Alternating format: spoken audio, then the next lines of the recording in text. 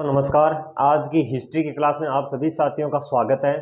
तो कैसे हैं आप लोग? उम्मीद करता हूं आप सभी साथी मस्त होंगे और अपनी तैयारी को बेहतर कर रहे होंगे। तो आज हम हिस्ट्री के अंदर पढ़ने वाले हैं यानी बहादुर शाह प्रथम से। यानी कल हमने क्या पढ़ा था? औरंगजेब, यानी हमने खत्म कर लिया था हिस्ट्री के अंदर। हमने क्या खत्म कर लिया? औरंगजेब को हमने पूरा पढ़ लिया था। आज और कल के अंदर हम इस मुगल वंश को खत्म कर लेंगे, ठीक है। यानी आज हम इनके बारे में यानी इसका पतन पढ़ेंगे, ठीक है, मुगल वंश का पतन। और कल हम पढ़ने वाले या जो मतलब मुगल वंश में जितने भी शासक हुए हैं उन शासक ने कौन कौन सी इमारतों का निर्माण करवाया, ठीक है, वो कल पढ़ लेंगे। यानी किस शासक ने क्या बनवाया था, किस शासक ने कौन सा मकबरा बनाया, किसने कौन सी इमारत बनाई है, ठीक है, वो कल कर लेंगे, ठीक है। कल हमारा मुगल वंश खत्म हो जाएगा, फिर मराठा साम्राज्य को पढ़ेंगे। मराठा साम्राज्य के पढ़ने के बाद में हम चलेंगे आधुनिक भारत की ओर, ठीक है। इतना ही है हमारा। उसके बाद में हम आधुनिक भारत पढ़ लेंगे, फिर प्राचीन भारत हम स्टार्ट करेंगे, ठीक है। इसी तरह हम हिस्ट्री को पूर्ण पढ़ लेंगे, यानी बिल्कुल कंप्लीट, कोई भी कंटेंट पीछे नहीं रहेगा। हम पूरी हिस्ट्री को पढ़ने वाले, ठीक है। यानी हमने आधुनिक लगभग यानी आधुनिक वो हम स्टार्ट करने वाले हैं। जो हमारा मध्यकालीन भारत है वो लगभग हमारा कंप्लीट हो गया, 99% हमारा कंप्लीट हो गया, यानी 95% हमारा कंप्लीट हो गया, ठीक है। बचा क्या है? कल की क्लास यानी मुगल वंश बचा है थोड़ा, कल की क्लास में खत्म हो जाएगा। फिर मराठा साम्राज्य, यानी उसकी लगभग 1 या 2 क्लास होगी, ठीक है। मराठा साम्राज्य को पढ़ने के बाद में हम आधुनिक भारत की ओर चलेंगे, ठीक है। तो स्टार्ट करते हैं, चलो। बहादुर शाह प्रथम, आप सभी साथी बताएंगे औरंगजेब का शासनकाल क्या था? औरंगजेब का शासनकाल का था, यानी 1707 के अंदर औरंगजेब का शासनकाल खत्म हो जाता है। तो 1707 के अंदर कौन सा शासक बनता है? तो वो शासक बनता है बहादुर शाह प्रथम। कौन बनता है? बहादुर शाह प्रथम, जो रहता है 1707 से लेकर 1712 तक शासन करता है। कौन? बहादुर शाह प्रथम। 1707 से लेकर 1712 तक कौन शासन करता है? वो कहता है बहादुर शाह प्रथम। इसको ही क्या कहा जाता है? इसको कहा जाता है वृद्ध शासक। 63 साल की उम्र में वह गद्दी पर बैठा था। कौन? वो बहादुर शाह प्रथम, ठीक है। इसको वृद्ध शासक कहा जाता है। पूछ लिया जाता है प्रश्न, क्या पूछा जाएगा कि निम्न में से किस शासक को, किस मुगल शासक को वृद्ध शासक कहा जाता था? किसको? बहादुर शाह प्रथम को, ठीक है, बहादुर शाह प्रथम। आगे आ जाओ। इसी को कहते हैं शाह ए बख्तर। क्या? शाह ए बख्तर, ठीक है। और शाह आलम इसी का नाम है, शाह आलम, ठीक है। इसी को अन्य उपाधि क्या है? शाह आलम, शाह आलम, शाह ए बेखबर, ठीक है। इतना ही है। बहादुर शाह प्रथम 1707 से लेकर 1712, और वृद्ध शासक इसी को कहा जाता है शाह ए बेखबर, इसी को कहा जाता है। शाह आलम, बहादुर शाह प्रथम को कहा जाता है। औरंगजेब की मृत्यु के समय इसके 3 पुत्र जीवित थे। किसकी? औरंगजेब की। औरंगजेब की मृत्यु कब हुई थी? 1707 के अंदर। कब हुई थी? 1707 में इसकी क्या हुई थी? मृत्यु हुई थी, ठीक है। सभी को पता है ना औरंगजेब की मृत्यु कब हुई थी? 1707 के अंदर, ठीक है। 1707 में जब औरंगजेब की मृत्यु हुई उस समय इसके कितने पुत्र जीवित थे? तो इसके पुत्र 3 पुत्र इसके क्या थे? जीवित थे, ठीक है। 3 पुत्र इसके क्या थे? जीवित थे। उन 3 पुत्रों के नाम है, एक का नाम क्या है? शाहजादा मुअज्जम। क्या? शाहजादा मुअज्जम।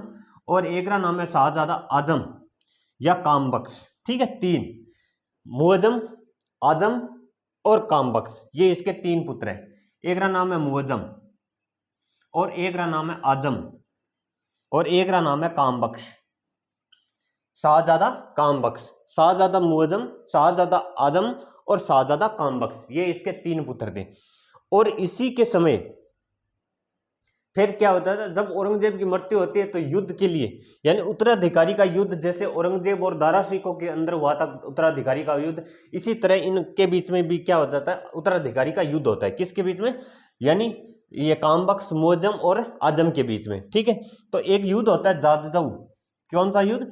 जाजजऊ का युद्ध, जो मुअज्जम और आजम के बीच में हुआ था। किन किन के बीच में? मुअज्जम और आजम के बीच में, ठीक है। लेकिन जीत इसमें किसकी हो जाती है? मुअज्जम की जीत हो जाती है, ठीक है। जाजऊ का युद्ध कब होता है? जाजऊ का युद्ध होता है मुअज्जम और आजम के बीच। जीत किसकी हो जाती है? जीत हो जाती है इसके अंदर मुअज्जम की, ठीक है। और 1709 के अंदर कामबख्श को भी हटा देता है। यानी अपने रास्ते से क्या कर देता है, काम बख्श, वो भी काम बख्श है ना, इसी को भी फिर क्या कर देता है, मुअज्जम, मुअज्जम क्या कर देता है, इसी को भी यानी अपने रास्ते से हटा देता है, किसको, काम बख्श को। ठीक है, कब, 1709 के अंदर। फिर शासक बनता है 1712 के अंदर, कौन, जहारदार शाह, कौन, जहादर शाह, कौन, जहादर शाह। 1712 से 13 पर लगभग एक साल रहता है, कौन, जहादर शाह। ठीक है, इसी को अन्य नाम है लंपट मूर्ख। प्रश्न पूछा भी गया है और प्रश्न पूछा भी जा सकता है, किस शासक को लंपट मूर्ख कहा जाता है, लंपट मूर्ख। तो ये वही शासक है, कौन, जहादर शाह, जिसको लंपट मूर्ख कहा जाता है। इसी को क्या कहा जाता है, लंपट मूर्ख। ठीक है, लंपट मूर्ख इसी को कहा जाता है, किसको, जहादर शाह को। 1712 से लेकर 1713 तक ये इसका शासनकाल था। फिर आता है फरखुर शेर, फरखुर शेर, कौन, फरखुर शेर, 1713 से लेकर 1719 तक। याद रखना, कौन कौन आएगा, फरखुर शेर। इसी को क्या कहा जाता है, घृणित शासक कहा जाता है। क्या कहा जाता है इसको, घृणित शासक।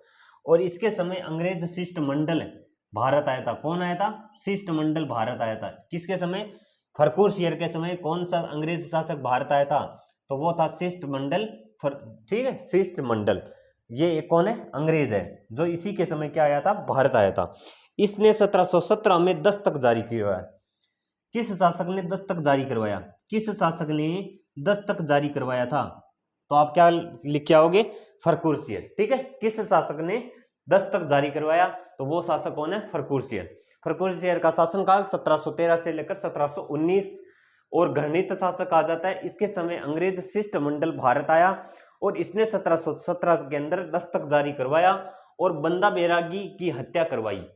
किसने हत्या करवाई थी, फरखुर शेर ने। किसकी हत्या करवाई थी, एक इसी का दरबारी था, बंदा बैरागी। बंदा बैरागी की हत्या किसने करवाई थी, तो वो फरखुर शेर ने करवाई थी। ठीक है, इतना रेडी है, आगे चलो।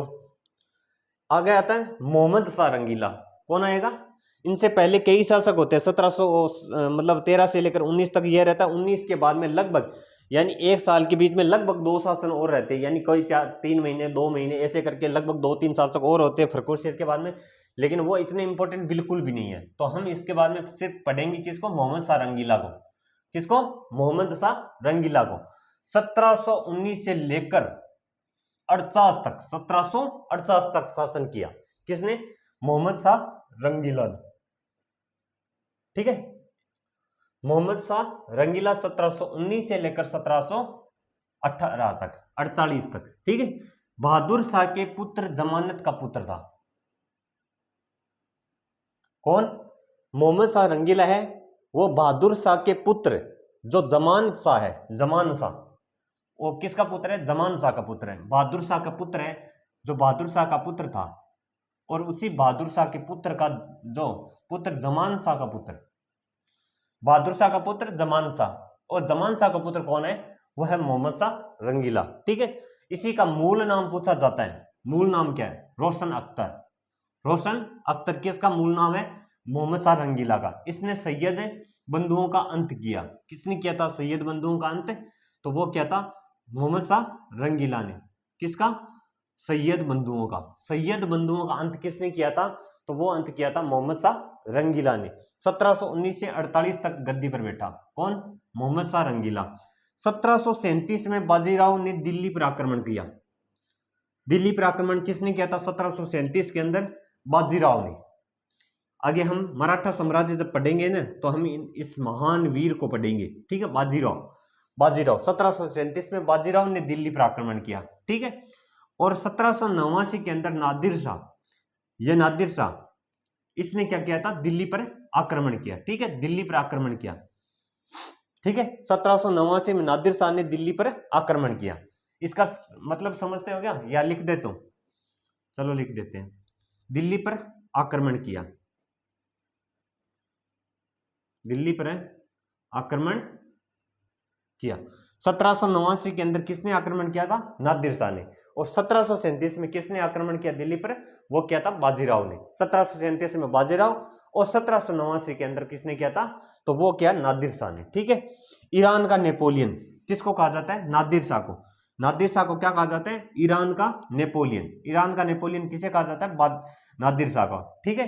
कोहिनूर व तख्ते ताउस, जो मुगल दरबार के अंदर जो कोहिनूर हीरा था उस ताज पे लगा हुआ, उस तख्ते ताउस पर लगा, जो बैठने का जो ऊपर हुआ तो जो सिंहासन, सिंहासन, उस सिंहासन का नाम क्या था? तख्ते ताउस कहते थे उस सिंहासन। और उसी सिंहासन के अंदर जड़ा हुआ था पीछे कौन सा? कोहिनूर हीरा। ठीक है, कोहिनूर हीरा उसके ऊपर जुड़ा हुआ था। और कोई कहते हैं उसकी मतलब जो उसका पगड़ी थी उस पगड़ी के अंदर जड़ा हुआ है। ठीक है, कोहिनूर हीरा और तख्ते ताउस दोनों को लेकर गया कौन? वो नादिर शाह। तो प्रश्न पूछा भी गया और पूछा जा सकता है, क्यों नहीं पूछा जा सकता? क्या कोहिनूर हीरे और तख्ते ताउस को किस शासक ने भारत से लेकर गया था? यानी जो यानी ब्रिटेन की महारानी है उस महारानी को दिया। फिर किसने भेंट किया था? वो किया था नादिर शाह ने। ठीक है, और यहां से मतलब इतना भयंकर आक्रमण किया था यहाँ पर, और 70 करोड़ का जो ज्वेलरी है, यानी जैसे ज्वेलरी के अंदर मान लो सोना है, चांदी है, हीरे है, वो भी लेकर गया। 70 करोड़ की संपत्ति लेकर गया था इस युद्ध के अंदर। ठीक है, और कोई ना हीरा भी लेकर गया, कोहिनूर हीरा, और तख्ते ताउस भी लेकर गया। ठीक है, कब का है? 1789 के अंदर। तो प्रश्न पूछा जा सकता है कि हमारा कोहिनूर हीरा नादिर शाह किस सन में लेकर गया था? 1789। 1789 याद होना चाहिए, मोस्ट इंपोर्टेंट है 1789। ठीक है ना, मोस्ट इंपोर्टेंट 1789। ठीक है, उसके बाद में जो इतने शासक है इनके बारे में वर्णन तो नहीं दिया गया, लेकिन पढ़ लेते हैं। आदम शाह 1748 से लेकर 54 तक। कौन है? आदम शाह। आदम शाह के बाद में शासन कौन करता है? आलमगीर द्वितीय। 1754 से लेकर 1759 तक, मतलब 1754 से लेकर 1759 तक। ठीक है, कौन करता है? आलमगीर। फिर आता है शाहजहां थर्ड। ये मात्र एक साल ही शासन नहीं करता, सिर्फ एक मतलब एक साल ही मानो, कुछ ना कुछ, यानी 1789 के अंदर ही इसका शासनकाल है। फिर आता है शाह आलम सेकंड। कौन? शाह आलम सेकंड, जो 1760 से लेकर 1806 तक, 1760 से लेकर 1806 तक। ठीक है, फिर आता है अकबर सेकंड। कौन? अकबर सेकंड, जो 1806 से लेकर 1837 तक, 31 वर्ष इसने शासन किया। फिर आता है बहादुर शाह जफर। बहादुर शाह जफर, इसके बारे में हम जो भी पूर्ण वर्णन है वो हम 1857 की क्रांति पढ़ेंगे, जब आधुनिक भारत के अंदर कौन सी क्रांति? 1857 की क्रांति, उसके अंदर हम इसका वर्णन आएगा। किसका? बहादुर शाह जफर का। ठीक है, जब क्या होता था अंग्रेजों के बीच में, बाद में मतलब अंग्रेजों द्वारा कैद कर लिया जाता है 1858 के अंदर, और फिर क्या इसको रंगून यानी ब्रह्मा काली जो वो जेल है, उस जेल के अंदर काले पानी की सजा दे दी जाती है। किसको? इसको बहादुर शाह जफर को काले पानी की सजा किसको मिलती है? बहादुर शाह जफर को। ठीक है, बहादुर शाह जफर 1837 लेकर 1857 तक। ठीक है, 20 साल शासन किया। अंग्रेजों द्वारा कैद कर लिया जाता है 1858 के अंदर, और रंगून बर्मा भेज दिया जाता है इसको। जो बर्मा वर्तमान में कहां पर पड़ता है? बर्मा, वो पड़ता है म्यांमार के अंदर। कहां पर? म्यांमार, लिख लो म्यांमार। अगर नहीं पता है तो लिख लो कौन, कहां पर? म्यांमार में। ठीक है, म्यांमार दिखाई दे रहा है। रंगून बर्मा वर्तमान में कहां पर पड़ता है? म्यांमार के अंदर। और इसी की बहादुर शाह जफर की 1862 के अंदर क्या हो जाती है? मृत्यु हो जाती है। और यही क्या है? यह है मुगल अंतिम मुगल वंश, अंतिम मुगल सम्राट। ठीक है, इसका दरबारी कवि कौन था? बहादुर शाह जफर का मिर्जा गालिब। ठीक है, बहादुर शाह जफर 1837 से लेकर 1857 के अंदर इसको कैद कर लिया जाता है अंग्रेजों द्वारा, और उसको बर्मा यानी रंगून भेज दिया जाता है वर्तमान में म्यांमार के अंदर, और वहां पर 1862 में इसकी क्या हो जाती है? मृत्यु हो जाती है। दरबार कवि है मिर्जा गालिब, और यह है मुगल वंश का अंतिम सम्राट। ठीक है, याद रखना। अब आ जाओ एक बार हम इसका क्या कर लेते हैं, पूर्ण तरीके से रिवीजन कर लेते हैं। ठीक है, बहादुर शाह प्रथम 1707 से लेकर 1712 तक वृद्ध शासक, इसको क्या कहते हैं? वृद्ध शासक। ठीक है, वृद्ध शासक। वृद्ध शासक यानी 63 साल की उम्र में ये क्या बैठा था? गद्दी पर बैठा था। कितने साल की उम्र पर? वो 63 साल की उम्र में, इसलिए क्या कहा जाता है? इसको वृद्ध शासक कहा जाता है। शाह ए बेखबर, बेखबर किसको कहा जाता है? ये बहादुर शाह प्रथम को ही कहा जाता है। क्या कहा जाता है? बहादुर शाह प्रथम को शाह-ए-बेखबर, ठीक है, शाह-ए-बेखबर, ठीक है। और इसी को क्या कहा जाता है? शाह आलम, ठीक है। औरंगजेब की मृत्यु 1707 के अंदर, और इसकी मृत्यु के समय इसके 3 पुत्र क्या थे? जीवित थे, मुअज्जम, आजम और कामबख्श, याद रखना, मुअज्जम, आजम, कामबख्श, मुअज्जम, आजम, कामबख्श, याद रखना। जाजऊ का युद्ध यानी उत्तराधिकारी का युद्ध होता है, कौन गद्दी पर बैठने के लिए, कौन गद्दी पर बैठेगा, इसलिए कि इनके मतलब क्या होता है? आपसी में तीनों भाइयों के बीच में युद्ध होता है। मुअज्जम इसमें युद्ध में जीत जाता है, मुअज्जम और आजम के बीच में युद्ध कौन सा हुआ था? जाजऊ का युद्ध, ठीक है। 1709 के अंदर कामबख्श को हटाया, गद्दी यानी हटा देते हैं। बाद में जहांदर शाह 1712 से 13, लंपट मूर्ख इसी को कहा जाता है, जहांदर शाह को, और इसको क्या कहा जाता है? लंपट मूर्ख, ठीक है। फरखुर सिंह रहता है 1713 से लेकर 1719 तक, इसको घृणित शासक कहा जाता है। इसके समय अंग्रेज शिष्टमंडल भारत आया और इसने 1717 में दस्तक जारी किया और बंदा बैरागी की हत्या करवाई। किसने करवाई थी? फरखुर सिंह ने बंदा बैरागी की हत्या करवाई, 1717 में दस्तक जारी करवाया, और इसी के समय अंग्रेज शिष्टमंडल भारत आया और इसी को कहा जाता है फरखुर सिंह घृणित शासक। फिर आता है मोहम्मद शाह रंगीला 1719 से लेकर 48 तक, ठीक है। बहादुर शाह के पुत्र, जमान शाह का पुत्र, ठीक है। मूल नाम इसका क्या है? रोशन अख्तर, ठीक है। और इसने सैयद बंधुओं का क्या कर दिया? अंत कर दिया। 1737 में बाजीराव दिल्ली पर आक्रमण किया। 1789 में कौन? नादिर शाह ने दिल्ली पर आक्रमण किया, ठीक है। मोस्ट इंपोर्टेंट, ईरान का नेपोलियन किसको कहा जाता है? नादिर शाह को। कोहिनूर हीरे तख्त ताउस कौन लेकर गया? नादिर शाह। 70 करोड़ की संपत्ति भी साथ में लेकर गया, जिसके अंदर सोना, चांदी और हीरे मोती थे, ठीक है। कितने? 70 करोड़ की ज्वेलरी लेकर गया। आदम शाह 1748 से लेकर 1754 तक, कौन? आदम शाह। और आलमगीर द्वितीय 1754 से लेकर 1759, यानी 1754 से लेकर 1759 तक। शाहजहां थर्ड 1759 के अंदर, और शाह आलम सेकंड 1760 लेकर 1806, ठीक है। 1760 से लेकर 1806 तक। फिर आता है अकबर सेकंड 1806 से लेकर 1837 तक। बाद में आता है बहादुर शाह जफर, अंतिम मुगल सम्राट 1837 से लेकर 1857 तक। 1858 के अंदर इसको अंग्रेजों ने इसको कैद कर लिया और फिर क्या कर देता है? इसको रंगून यानी बर्मा, वर्तमान में म्यांमार में भेज देता है, और वहीं पर इसकी क्या हो जाती है? 1862 में मृत्यु हो जाती है, यानी काले पानी की सजा दी इसकी। दरबारी कवि इसका कौन था? मिर्जा गालिब। किसका? बहादुर शाह जफर का। बहादुर शाह जफर का दरबारी कवि कौन था? मिर्जा गालिब, ठीक है, याद रखना। अंतिम शासक कौन है? बहादुर शाह जफर, ठीक है। अंग्रेजों द्वारा इसको कब कैद किया गया था? तो इसको कैद किया था 1858 के अंदर, और इसको रंगून, बर्मा या वर्तमान में इसको म्यांमार के नाम से भी जाना जाता है। वहां पर इसको काली पानी की सजा दे दी जाती, और वहीं पर इसको 1862 में इसकी मृत्यु हो जाती। तो ये थी हमारी आज की हिस्ट्री की क्लास। उम्मीद करता हूँ सभी साथियों को क्लास जबरदस्त लगी होगी, बहुत पसंद आई होगी, और मैं उम्मीद करता हूँ आप सभी साथी अगर क्लास पर नए हैं तो सभी साथी आप चैनल को सब्सक्राइब और शेयर जरूर करेंगे, ठीक है। तो मिलते हैं फिर नेक्स्ट क्लास में, तब तक के लिए सभी साथियों को जय हिंद, जय भारत, थैंक यू।